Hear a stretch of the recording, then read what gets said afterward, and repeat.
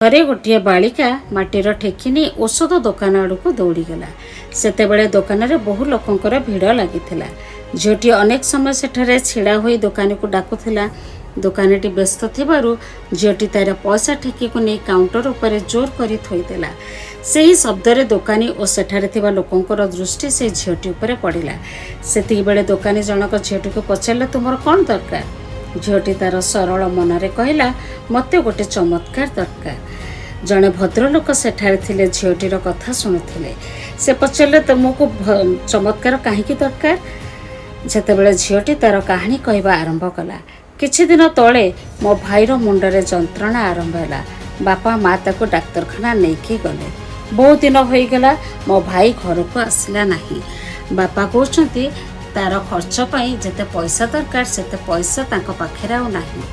बापा माँ को कहले केवल चमत्कार ही ताको बंचई पारिबो। से भद्रलोक जनक पचारिले, तुम पाखे केते पैसा अछि? झीटी से माटीर ठेकु को तले पकाई देला। आउ नई पड़ी गोटी गोटी करी पैसा गणिबा को लागिला।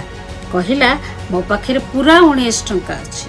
भद्रलोक जनक कहले, अरे वाह, सेतिकी पैसा रे तो चमत्कार मिली जिवो। से भद्रलोक जनक प्रसिद्ध न्यूरोसर्जन। आउ किछि दिन परे ता भाई ठीक होई घर को आसला।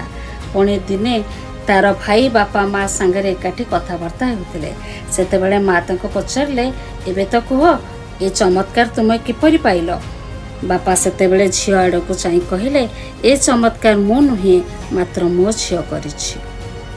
एठी गोटे बड़ विषय देखा मिलूँ, जहाँकि ए छोट झियो पाखरु आमको शिखिबाको मिलुछि। जीवन में बेले बेले एपरी समय आसी थाए जेतेबेले सबु रास्ता अंधार दिसे। सेतेबेले आम भितरे गोटे छोट शिशु जागृत हुए।